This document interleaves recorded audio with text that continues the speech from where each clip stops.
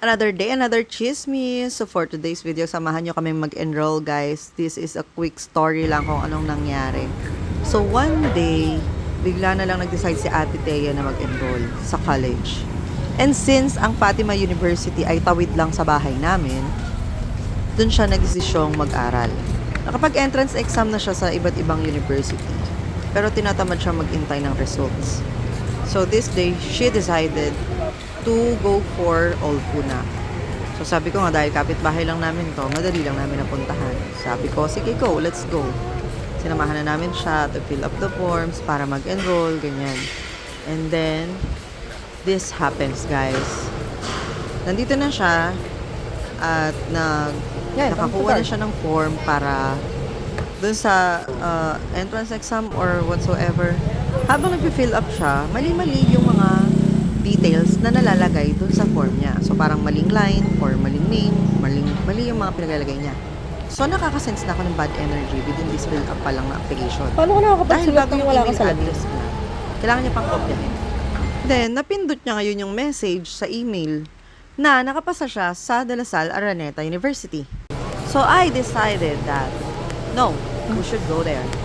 Kasi, yun naman talaga yung plan namin in the first place. Na doon talaga siya mag-e-enroll. Pero dahil naiinip na ang ate mo girl, gusto niya na lumipat ng ibang university dahil ang tagal nung result ng entrance exam doon. Dahil excited siyang mag-enroll girls. Ayan, hindi pa yun yung right timing talaga. So, pagdating namin dyan, ay, bit-bit niya yung application. And then, pupunta na kami ng La Salle University. So, it's just parang 15 to 20 minutes away lang dito.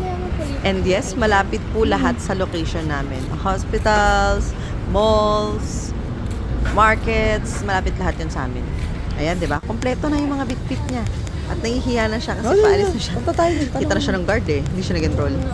So guys, kung gusto nyo dito sa Olfu, napakaganda po ng university nila. Napakalaki din and marami na rin silang campuses.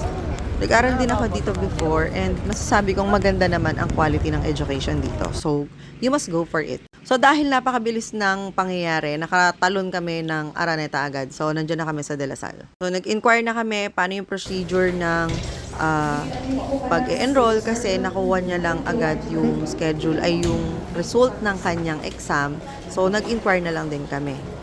So, ayun, after nun, mabait naman yung mga tao dito sa mga ano nila.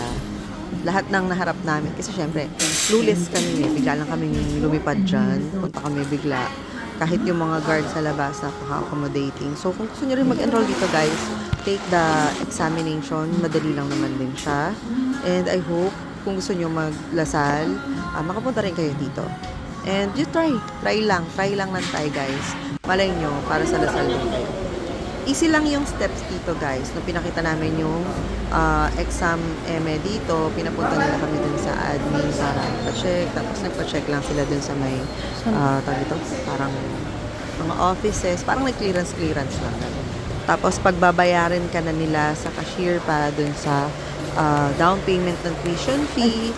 Pagkabayad mo ng down payment ng tuition fee sa may cashier nila, accessible doon yung bank transfer, cash, or ayun, bahala na kayo. Meron sila ng lahat ng payment method. So, madali lang mag-enroll.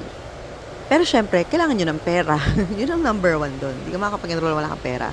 After niyang magbayad, nagtanong na kami ano yung next step. Friendly naman sila lahat dyan. Tutulungan kami.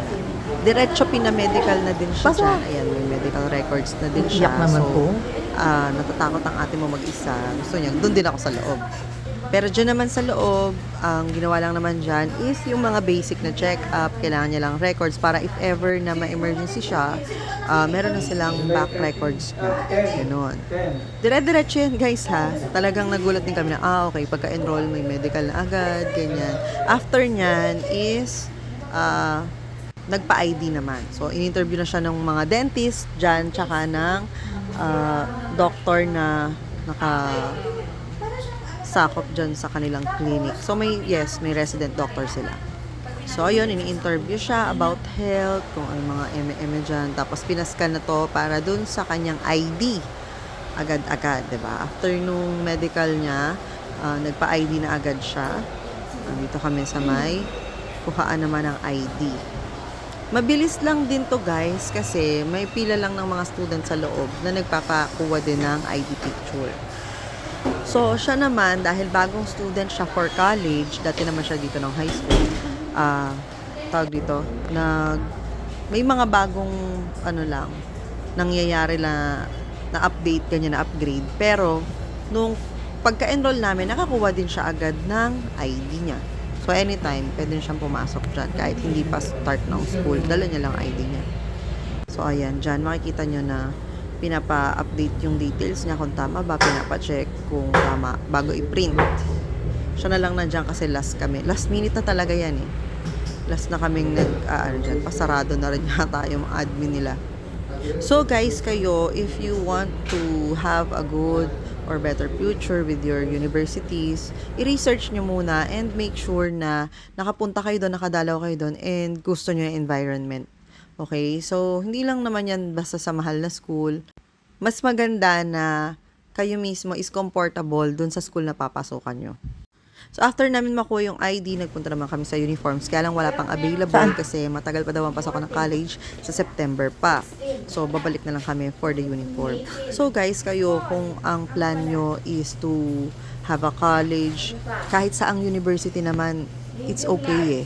Kaya lang kami, ako kasi I planned this before. Noon pa talaga, gusto ko, nasalasal sana siya mag-college. Dito na nga siya nag-high school dati. Hanggang Kaya lang pagtulog, sobrang, mo yan.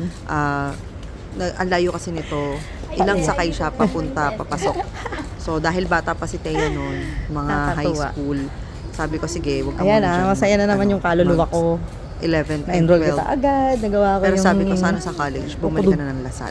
Yung And siya- ayan, kahit ayaw Nagawa ko yung mga niya gusto na ko sana sa dyan dahil ang buhay. tagal nga ng result. Buti, umabot naman yung congratulations message ng Lasal sa kanya bago siya maka-enroll ng Fatima. So, ayun lang guys. I hope you can have your Witch Cauldron charms now bago magpasokan yung mga anak nyo or bago magsimula yung mga business nyo, at least paldo, 'di ba? Bye!